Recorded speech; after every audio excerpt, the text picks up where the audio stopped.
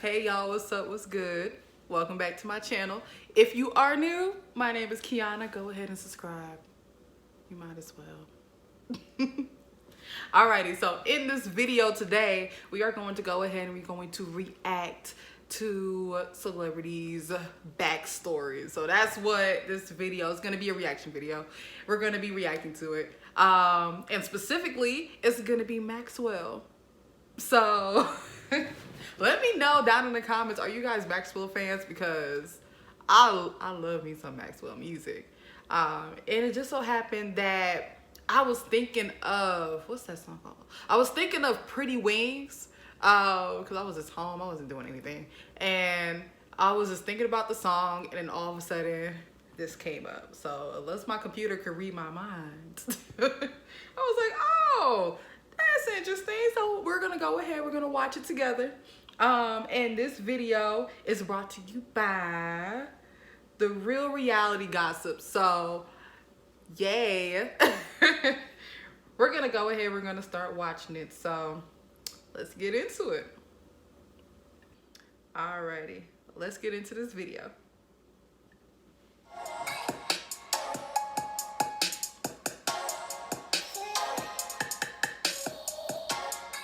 Along with Erykah Badu, Jill Scott, Lauryn Hill, and D'Angelo, Maxwell is one of the artists who paved the...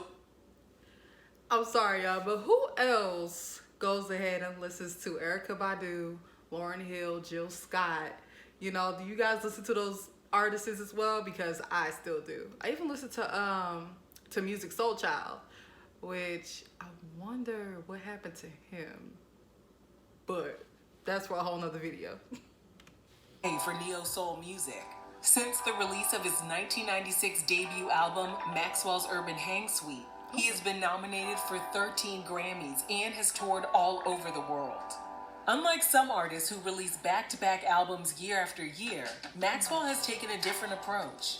The Brooklyn native's painstaking music process means we sometimes have to wait close to a decade for his soulful romantic tunes. Yeah. Every time when you hear Maxwell, you can think of like all his great songs, right? But it's like he comes out with great music and then he just vanishes. He just ghosts us for who knows how long. And I don't, like, what does he do? I mean, it's well worth it at the end though, because I love me some good old R&B, soul music. But man, what he be doing? But there's actually a method to his creative process that includes crippling anxiety and a desire to achieve perfection, even if it means he writes and rewrites a song over the course of a few years. Let's take a closer look inside Maxwell's life and the real reason he takes his time when releasing new albums. Okay. Gerald Maxwell Rivera was born in Brooklyn on May 23rd to a Haitian mother and a Puerto Rican father. He told Pitchfork, a Haitian mother and a Puerto Rican father. All right. His mom was 16 when she gave birth to him, and his dad was much older. Oh, she was young. Their strict religious parents didn't approve of the cross-cultural relationship. His father reportedly passed away in a plane crash when Maxwell was just 3 years old. Since he was the only child, his mother became very protective over him and never allowed him to leave their apartment except when it was necessary. In his imagination, Maxwell pictured himself outside playing basketball and baseball with the other kids. And he told the Los Angeles Times to keep himself busy inside his room, he created his own universe with a television and a vast collection of books. Yeah. So his mother was that protective of him, or he couldn't even, well, I'm sure he was able to go ahead and go out and have fun, but for most of the time, he was just in his room.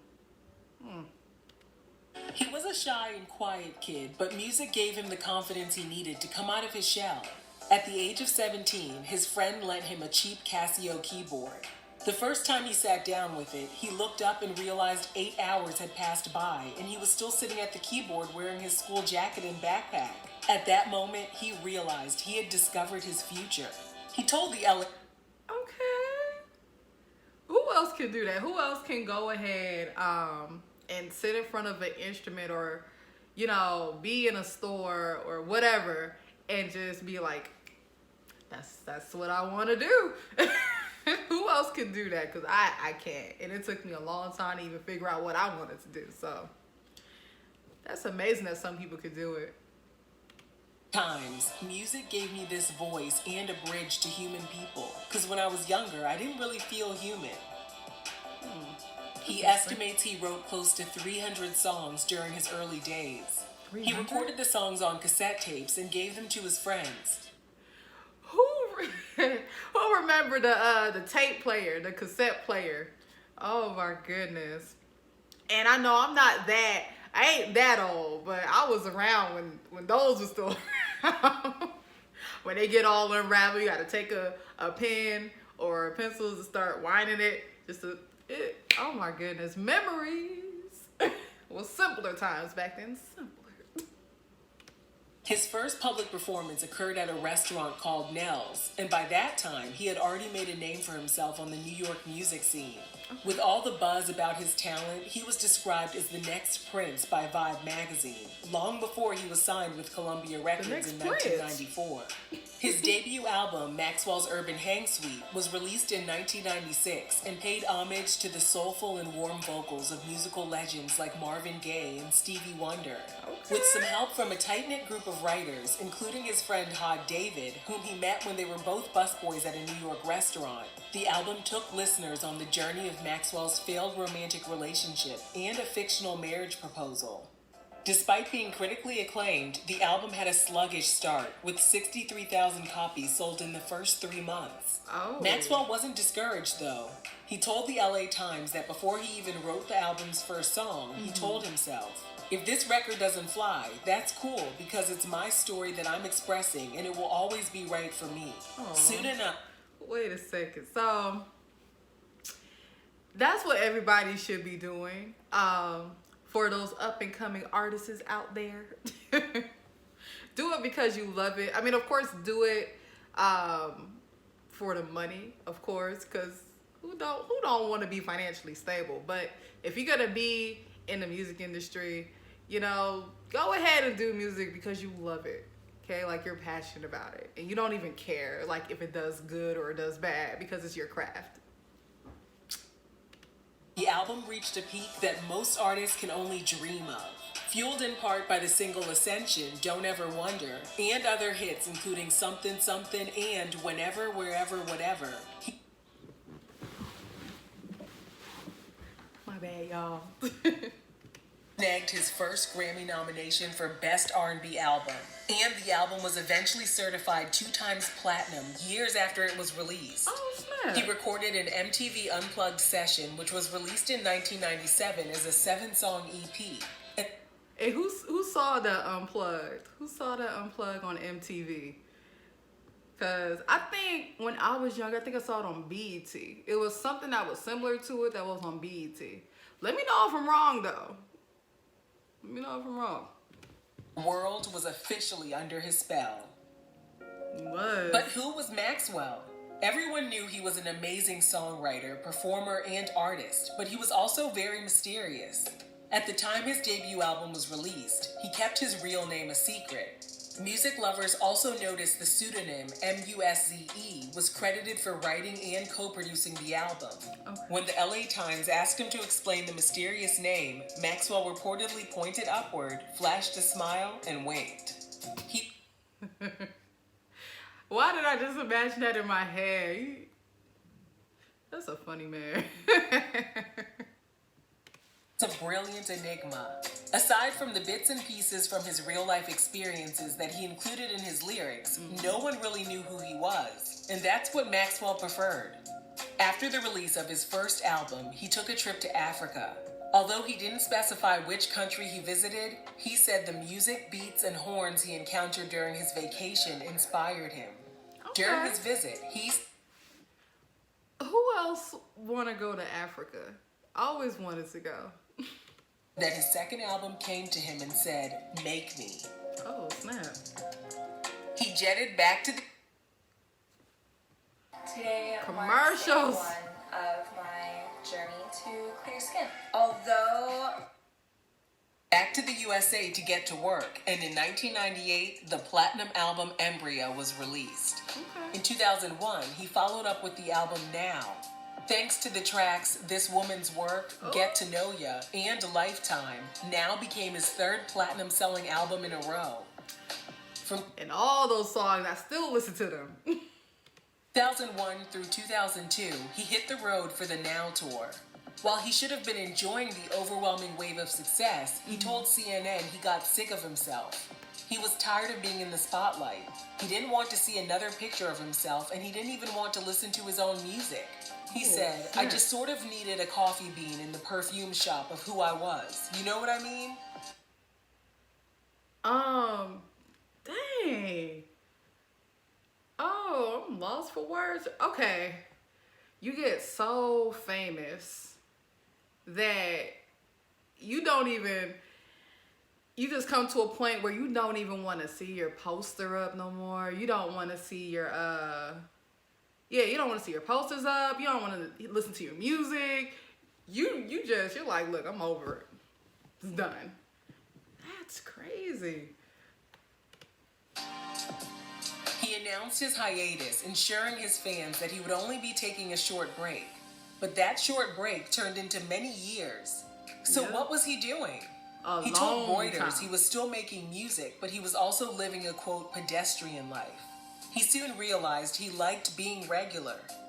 Retreating from the spotlight also You know what? Famous people want to be ordinary people again. And ordinary people like myself want to be all up in the spotlight and stuff. Well, not really. I don't want to be famous or nothing. But other people like me want to be famous. So that's, like how we go ahead and we want to swap roles now.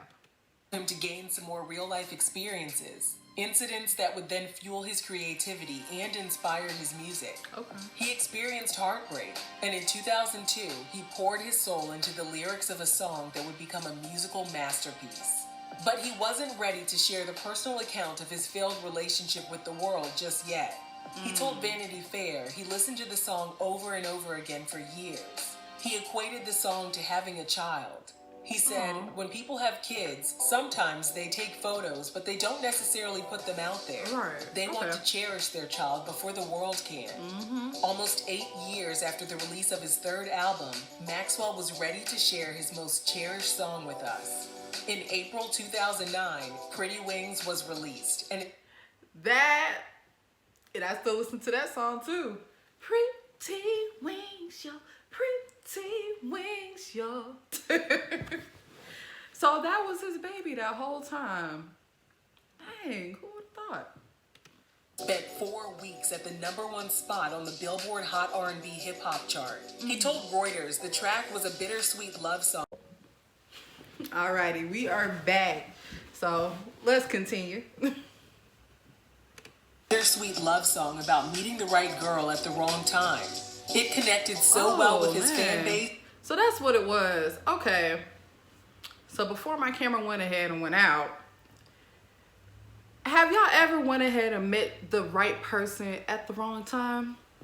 Comment down below if y'all have. Couldn't wait for the album to drop. Black Summer's Night was released in July 2009, and it sold 316,000 copies in its first week.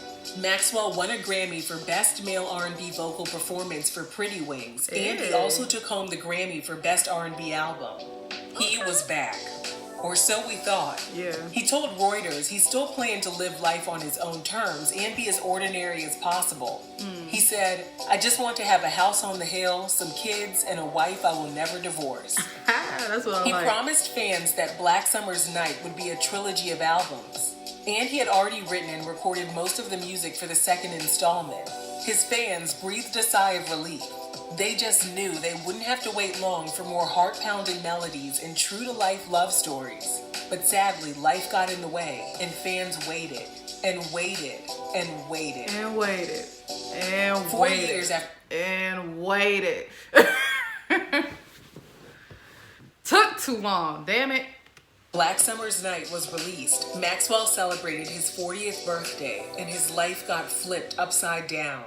He told Pitchfork he was riddled with anxiety as he witnessed all of his friends settle down and have children. Even his longtime collaborator, Hod David, had a child, and Maxwell couldn't help but feel like an afterthought in Hod's personal life. It took him some time to come to terms with the direction his own life had taken. Right. At one point, he thought that a wife and children were in his future, but he began to pose the questions, why should I get married? Just because it's supposed to happen at a certain age, and then I get divorced? Have y'all had that train of thought too? Like, man, why do I have to get married at this age right now? Is it because I'm at this age right now that is appropriate for me to go ahead and get married just so I can, be separated from this person because they suck? So let me know if y'all have ever went ahead and thought that same way. I haven't, but who would have thought he would? He discovered that his own upbringing hindered his romantic relationships, and he was finding it difficult to meet someone who was, quote, all right with being in the background a little bit. Because at the end of the day, music is his true love. When he wasn't pondering his life and the choices he had made leading up to his 40th birthday, he told the New York Times he filled his days with a lot of Netflix, listening to music, traveling, and spending some time on the beach. He also entered a romantic relationship and said experiencing intimacy was, quote, awesome too when you throw it in here and there. Yeah, just throwing sex in there. Yeah, it's great. It's cool. Continued on, making memories and finding inspiration from his regular, ordinary life. He told Essence it was true that he had the material for the follow-up of Black Summer's Night ready to go, but he felt like he hadn't lived enough to bring out the right emotion that the album needed.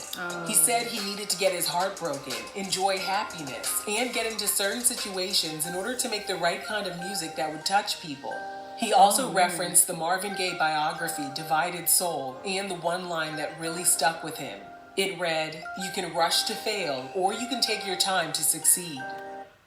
Man, you could take that quote anywhere in life. Just so y'all know. So y'all in school like me, or y'all try to figure out a business venture, remember this quote. And then his grandma and his cousin passed away. Maxwell processed that grief and was ready to give his fans what they wanted. He wasn't sure how he would be received by the music industry after yet another long hiatus, but he told Essence there was no malicious intent in staying away. It all boiled down to him being a perfectionist, and living away from the spotlight was the only way he knew how to save the music and save himself. Maxwell can come and go as he please, and we ain't gonna be mad at him. As many times that he's taken so many breaks just to go ahead and come out with this good music, we ain't even tripping about it. 7 years after Black Summer's Night, he released the second installment in 2016.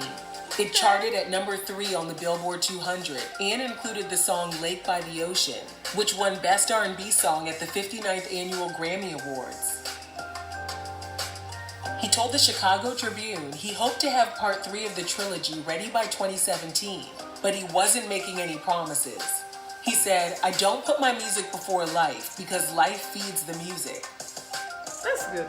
Yeah. He told the Chicago Tribune he ponders over his music over and over again due to his own insecurities. He never wants to create something that sounds like other music that's already on the radio. Yeah. And when in doubt, he simply asks himself, would Marvin Gaye do this? Being authentic as you can possibly be, especially in music, will get you so far.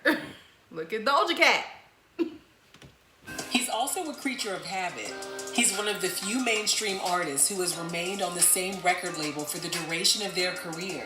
He doesn't even bring in new producers to experiment with new sounds. He prefers to work with his longtime collaborator, friend, and guitarist, Hod David, instead. This has ruffled some feathers in the industry. What? Maxwell told the New York Times that other neo-soul artists choose to work with black producers and black managers. So whenever Maxwell shows up with Hot David and John D. Hammond, both of whom are white, it turned a few heads. But the magic they've created over the past decades is a formula Maxwell isn't willing to mess with. Yeah, don't. If it ain't broke, don't fix it. If you like it, I love it. This man has been coming out with so much great, material. So why does it matter if he works with his longtime friend who just so happens to be white, or working with somebody else who's gonna be black? Especially if they already know like what he loves, like as far as his like the melodies that he's probably gonna do in the studio, or whatever it could be. So that's kind of stupid, but. In October 2018, Maxwell released the single Shame, which he said was a preview of his upcoming album entitled Night, the final installment of his album trilogy. He still graces the stage with his presence, including a September 2019 performance at Chastain Park in Atlanta, where he instituted a no cell phone policy so concert goers could have a blissful, distraction-free evening. He's still having trouble finding the missing piece to his puzzle. He told the New York Times that finding a partner is difficult because he's, quote, a little screwed up. Music is so overwhelming to him that at this point, it beats any romantic relationship. It will wake him up in the morning and say, write this. And he has no choice but to obey. He achieves his greatest heightened sense of creativity when he feels like he's observing the song when it's happening, as opposed to making it. If music was like in the form of a woman from Maxwell, he would be sad. He would be absolutely sad. The Chicago Tribune, when he writes a really good song, he knows he didn't really write it. He said, you try to catch up with the thoughts like you're chipping away at a stone, and then someone pulls you away and says, look, it's done. Man.